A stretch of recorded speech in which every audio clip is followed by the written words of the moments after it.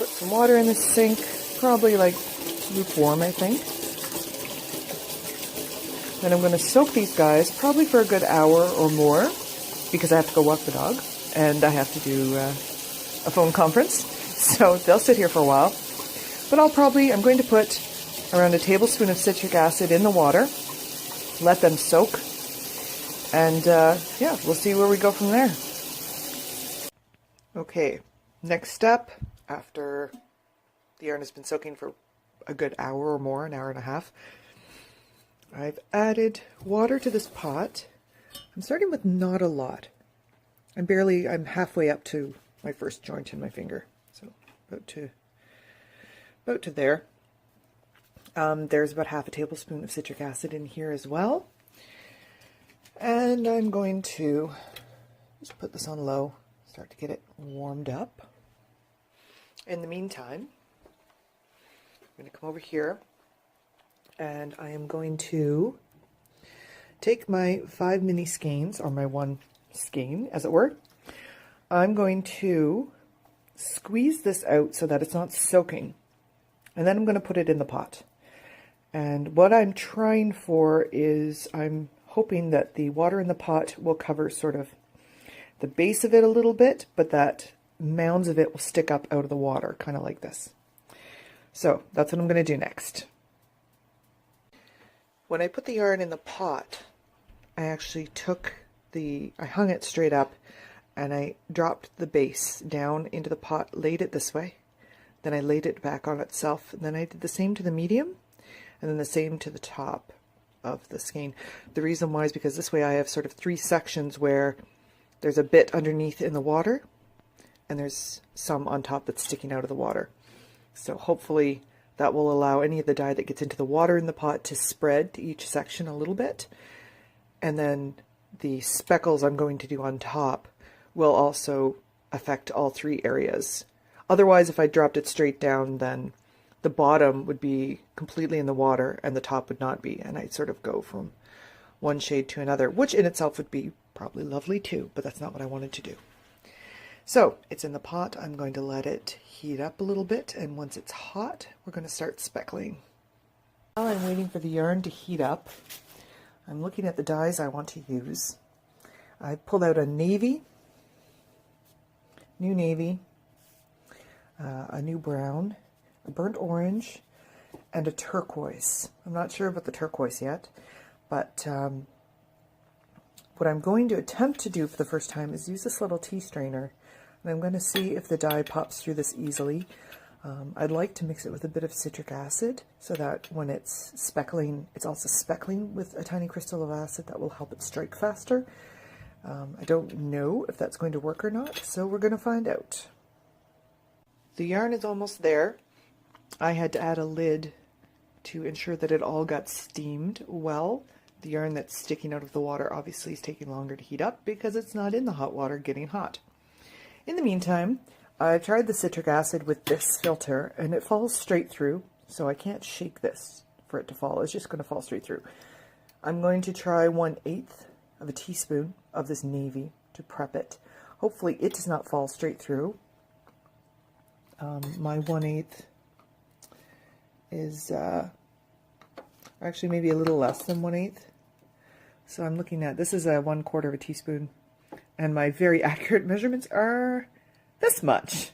Yeah, actually I'll pop a little bit more out.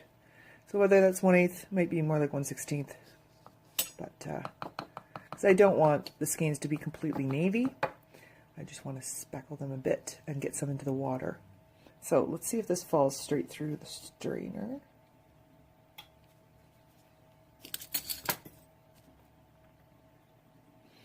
It does not. Perfect. So the citric acid is just a bit heavier, and the strainer can't hold it, and it falls straight through. It doesn't sit on top like this does. So that's perfect. I'm just going to depend on the citric acid that I already have in the pot then to do the striking for me. Okay, my yarn is hot, almost simmering, but not quite. Well, there's a little bit, some bubbles. Turn that down. I'm bringing over my little bit of navy dye, and we're going to just speckle this on. I'm going to attempt to get some in the water as well. and we'll just see what happens.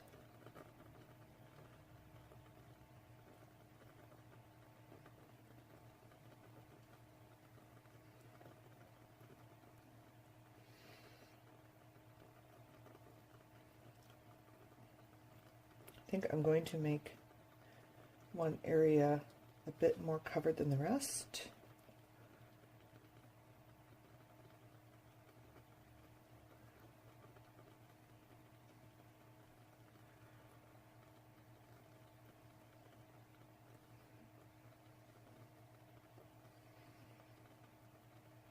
So I put some navy down in the water here, so that is going to dye some of this yarn down underneath. I've also got some navy in the water on this side, so that's going to give it a little bit of navy dye as well. I will say right off the top that was probably too much navy right away, because the speckle's becoming very solid here, and that's not really what I was going for. But that's okay. If it strikes and it stays, I can potentially flip this yarn over, and I will be able to put dye on the other side.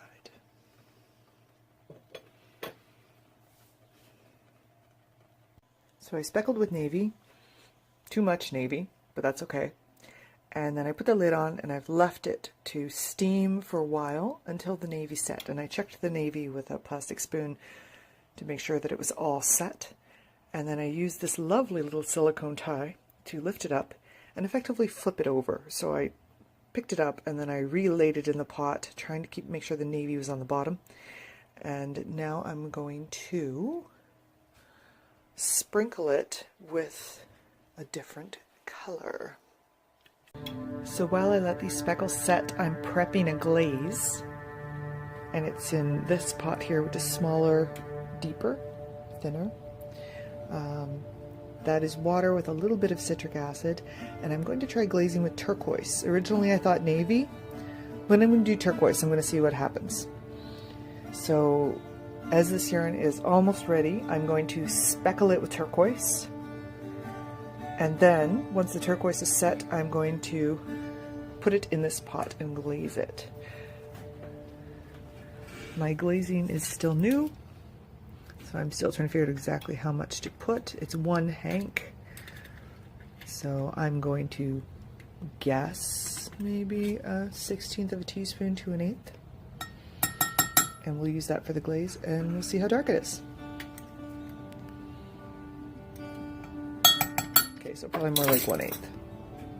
So that's mixed with some water, hot water, and this is about 1/16 to 1/8 of turquoise that I'm going to speckle.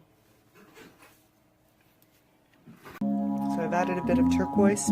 One thing I'm noticing is that the little tea strainer is getting harder and harder to speckle because the steam, I think, is dampening it, so the dye doesn't drop through as easily.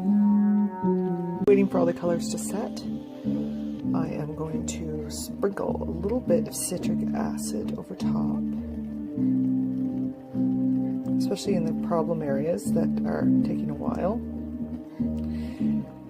And I'm actually going to sprinkle a little more just orange on there, because the orange seems to have kind of gotten lost in the brown. So I'm going to go back and just give it a little bit of orange, like a little tiny smidge of orange, like that. Okay, so the dye has set.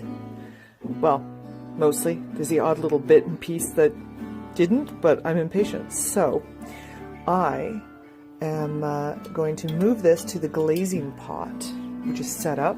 I'm going to turn that on, turn this one off,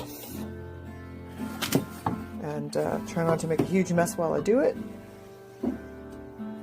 I'm just going to transfer this to the glazing pot, and let's see what happens. It looks really pretty as it is, so here's hoping that I don't completely ruin it, which is possible.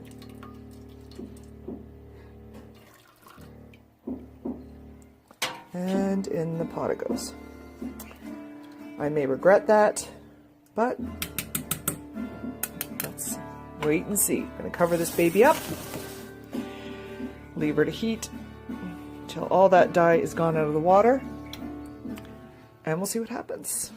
Cross your fingers. Well, so far the glaze is looking interesting. It's hard to tell what it's going to look like when it's done. At this point the water is getting pretty clear, so I'm going to turn off the heat and I'm going to leave it down here to cool in the pot. So I've come downstairs, I've taken this yarn out of the pot. All the turquoise had been effectively sucked out of the water, and I have this.